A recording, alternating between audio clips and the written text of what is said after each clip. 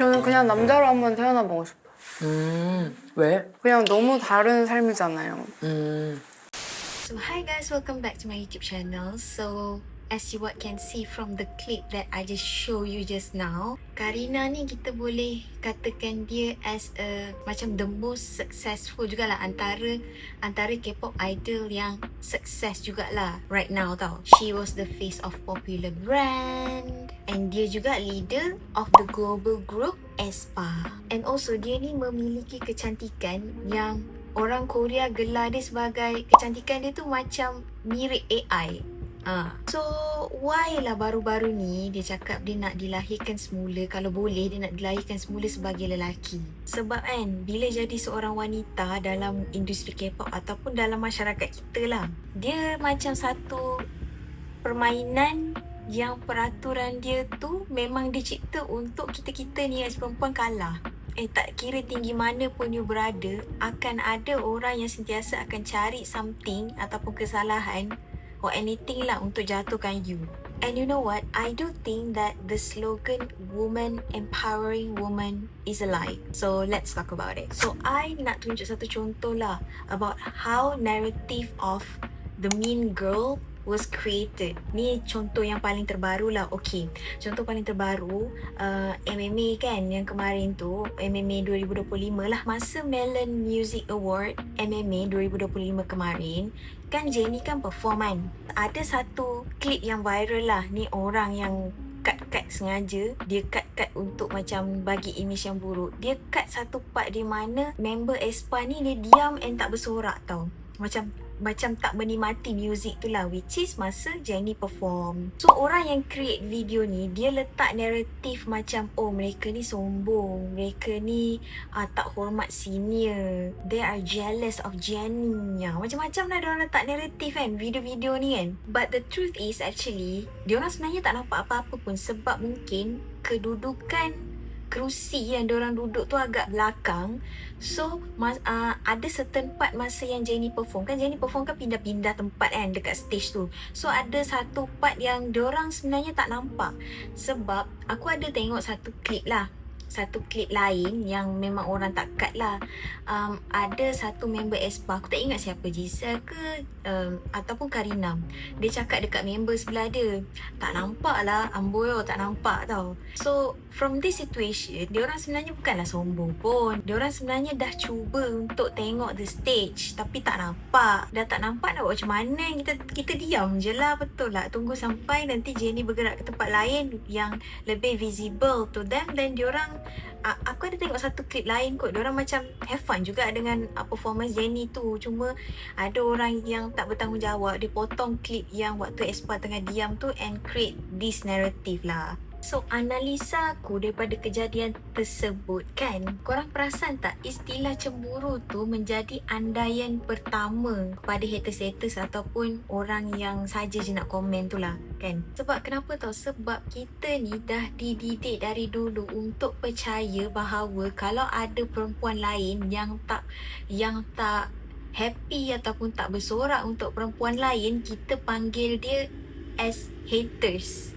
Macam tu. But dari dulu kita tak buat macam ni ke idol lelaki tau. Kalau korang perasan, kita buat dekat idol perempuan je. So kalau contohlah boy group duduk diam, tengok persembahan lah, nanti diorang dilabel sebagai fokus, diorang tengah fokus tu, maybe diorang tengah penat after performance, bla bla bla bla bla. Kita beri ruang kepada idol lelaki, tapi untuk idol perempuan kita judge dulu and then baru kita cari bukti tu kemudian. And kemudian after all the hate kan, Giselle ada buat satu live lah and mengesahkan memang kedudukan tempat yang diorang duduk tu agak ke belakang, and ada certain part yang waktu Jennie perform tu diorang tak nampak. Lebih kurang macam tu. Next, orang kata yang selalu kena bully adalah Jang Won-young. I like her sebab dia ni sebenarnya attract woman tau, Jang Won-young ni. I like her. Dia kalau interact dengan fans lelaki lah ataupun orang lelaki ke in general, dia macam biasa je. Tapi kalau dengan perempuan dia macam happy, hyper. So sebab tu I think sebab tu kot dia banyak peminat perempuan. And also dia pun dibully juga after MMA tu. So bukan aespa seorang je, Won-young pun sama juga, kena juga. Tapi aku tak nak bahas lebih lanjut lah. Tapi kes dia yang paling popular yang masa dia makan strawberry dengan dua tangan tu. So orang semua sebut dia pick me, pick me, pick me sebab cara dia makan strawberry je. So apa itu pick me? Pick me ni dia istilah yang asalnya adalah untuk wanita lain merendahkan wanita lain demi perhatian lelaki. Tapi sekarang ni ibaratnya dia dah jadi macam satu senjata ataupun weapon untuk membuli mana-mana perempuan yang memang dia dah naturally cute ataupun terlalu feminin. Won Young ni kan dia selalu kiranya kena hujatan lah disebabkan dia buat kerja dia je. Kalau dia jadi idol profesional, orang kata dia fake lah. Tapi time dia jadi diri sendiri, dia pula dipanggil kurang ajar. Aku rasa kalau aku jadi Won Young lah kan, aku pun serba salah tau.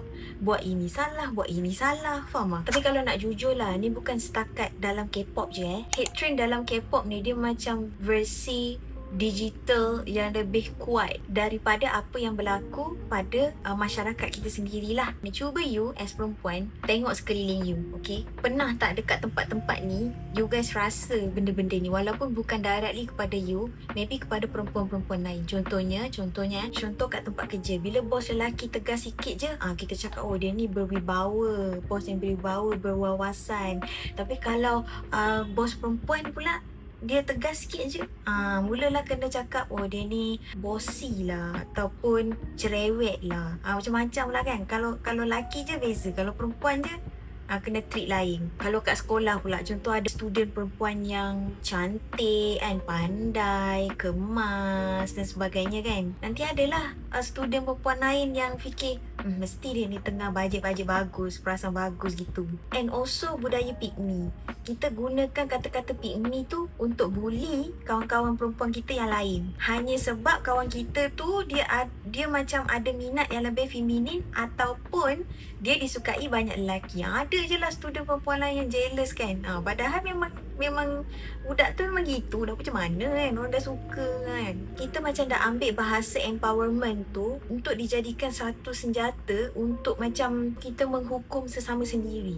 And you know what, bahagian yang paling menyedihkan bila kita tengok Karina ni, contoh je, aku ambil contoh Karina and Won Young lah. Kebanyakan suara haters yang paling kuat membenci diorang ni adalah di kalangan wanita sendiri.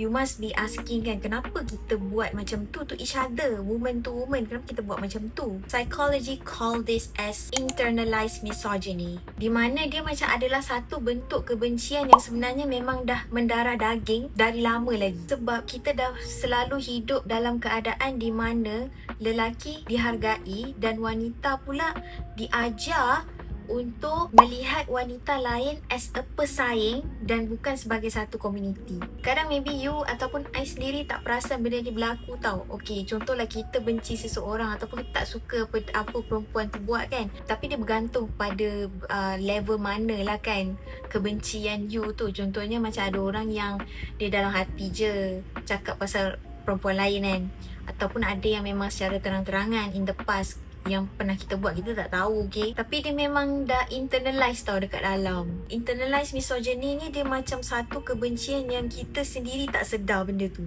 Which means kita benci perempuan lain bukan sebab dia buat salah pun, tapi sebab mereka ni, okay, kita ambil contoh Karina dengan Won Young tapi sebab mereka ni mengingatkan kepada keinginan kita sendiri yang terpendam, yang kita tak boleh buat macam diorang berdua tu. Contohlah, kita ambil contoh lain. Contoh kita cakap, perempuan ni perasan cantik je lah hanya sebab perempuan tu suka selfie. Padahal dalam hati kita yang kita pun nak juga rasa cantik and confident macam dia. Tapi kita takut kena judge. Kita takut kena judge dengan orang lain. So, apa kita buat? Kita judge dia dulu untuk samakan level. Basically, kita tak suka tengok orang lebih lah. Padahal dalam hati, kita pun nak jadi macam dia kan. Macam tu, faham tak? Ibaratnya kan, some of these weird women rasa hanya ada satu tempat ataupun kursi je untuk wanita dekat atas.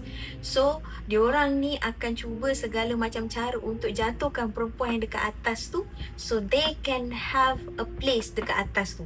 Faham tak? Ibaratnya kita melepaskan rasa insecurity dalam diri kita, kita lemparkan rasa insecurity tu kepada perempuan yang lebih better dari kita, ataupun kita lemparkan kepada idol-idol yang contohnya macam Karina dengan Won Young ni. Basically lah kan dalam K-pop ni, these people will judge them, which mean Karina dengan Won Young tu, because mereka ni berani.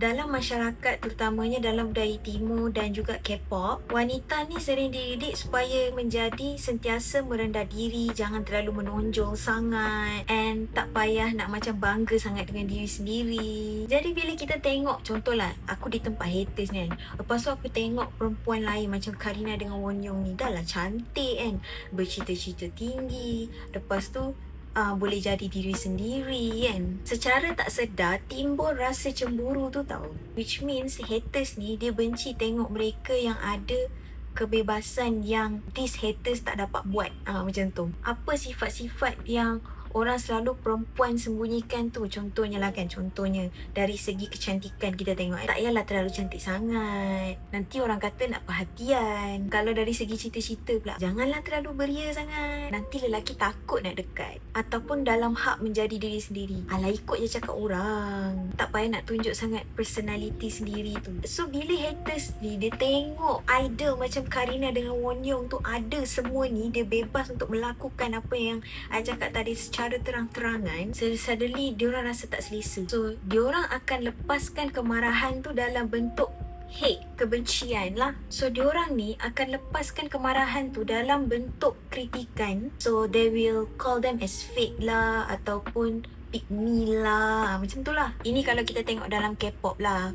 Tapi kalau kita nak tengok dalam masyarakat kita, internalized misogyny ni boleh merujuk kepada beberapa contoh. Contohnya lah yang aku boleh bagi kat sini. Contohnya bila ada case sexual harassment, pelecehan, di mana perempuan lain akan salahkan perempuan tu, which is the victim, instead of salahkan lelaki tu. Mungkin sebab pakaian dia ke dan lain-lain kan. And then benda ni yang kedua, contoh yang kedua selalu yang dalam masyarakat buat adalah menghakimi penampilan orang ataupun perempuan lain. Selalu komen cara orang perempuan tu berpakaian lah, ni tak bagus, ni tak elok lah, apa ni, macam ni kan. In a negative way maksud I. Sementara wanita sibuk menjatuhkan sama sendiri disebabkan reason-reason yang tak berapa penting lah kan. Ataupun macam aespa kemarin, diorang tak tunjukkan respon yang baik masa Jennie performkan, itu pun boleh jadi problem. Betul tak? Jatuhkan sama sendiri. Lelaki pula diberikan perlindungan yang sangat-sangat besar tau kalau korang perasan. Contoh ni dalam K-pop kan, idol lelaki boleh terlibat dalam kes yang besar ni, memang dah diakui salah pun, mahkamah dah kata dia salah pun, tapi still ada orang yang support dia juga. Contohnya, paling terang benderang adalah Big Bang Seungri. Dia masih ada fans dia yang kecil-kecil tu kata, oh tak, Big Bang Seungri tak bersalah, dia tak bersalah, dia bla bla bla. Padahal memang dah jelas-jelas dia memang dah bersalah dah pun, okay. And then ada juga kes yang Tail NCT pun sama juga. Still juga diorang ni ada fans diorang. Dia kata Tail ni macam kena tipu lah, macam kena perangkat lah dan lain-lain. Tapi memang dalam chat, if I'm not mistaken, dalam chat tu memang dah terbukti kan Tail pun memang terlibat jugalah. Mereka ni still masih ada fans lagi dan kebanyakan idol lelaki kan yang ada buat problem, diorang akan kembali ke dunia entertainment tanpa menghadapi apa-apa masalah, because the supporters menggunakan kata-kata, oh diorang dah insaf dah, sebagai macam reason untuk support balik idol lelaki. Pelik kan? But when it comes to girl group punya idol, satu je berita from the past, tak kira lah masa diorang sekolah menengah ke rendah ke, dah cukup dah untuk hancurkan career diorang. Sebenarnya dalam kehidupan sebenar pun samalah. I don't care if you guys nak judge I, kata I feminis ke apa, tapi memang apa yang I nampak dalam dunia sebenar, lelaki dibenarkan untuk ada cacat celah dan wanita disuruh untuk menjadi sempurna. Tapi bila kita dah jadi sempurna dekat atas, kita ada segalanya, perempuan lain pula duk buat jahat kat kita, cari segala cara untuk jatuhkan kita, tak kisahlah dengan apa-apa cara sekalipun. Itu apa yang terjadi lah dalam masyarakat kita. Mungkin kita pernah mengalami tapi kita tak sedar, ataupun kita yang melakukan tapi kita tak sedar pun boleh juga jadi macam tu. So how we can change this situation? I pun belajar banyak lah sementara dah hidup dah nak mencapai 28 tahun ni kan. It actually starts with our own choice tau. Ini bukan I nak ajar orang ataupun apa. Sebenarnya ni untuk ingatkan diri I sendiri dan juga maybe bantu you guys juga, supaya kita ni tak macam terlalu jahat sangat dengan perempuan lain, faham tak? So what we can do, we need to stop weaponize the word pick me. We need to stop using this term untuk bully perempuan lain yang hanya menjadi diri mereka sendiri. Just because they look a bit feminine than us ataupun orang semua suka dia, tak semestinya dia pick me, faham tak? And then we need to use 2 seconds rules lah. Before kita judge perempuan lain secara online ataupun depan-depan mata sendiri, we need to ask ourselves this question. Kalau lah lelaki yang buat benda ni, aku kisah tak? So it will stop you guys from hating other girls secara membabi buta lah bila you guys tanya this question to you. And then kita kena, ni susah jugalah, kita kena tolak persaingan, which is really hard. Sometimes kita kena sedar kejayaan perempuan lain tak bermaksud kita ni jadi orang yang gagal. Contohlah, kita tengok kawan kita sukses kan, tak semestinya kita ni orang yang fail atau orang yang gagal. Tak ada istilah hanya ada satu kerusi je untuk perempuan dekat atas, melainkan kalau kita sendiri yang membenarkan dunia buat begitu. From this situation, Karina sebenarnya tak perlu pun rasa dia patut dilahirkan sebagai lelaki, hanya untuk rasa lebih tenang. And you guys also should not mengecilkan diri you sendiri and your own potential hanya untuk mengelak daripada orang ataupun perempuan lain label kita as a mean girl ataupun pick me.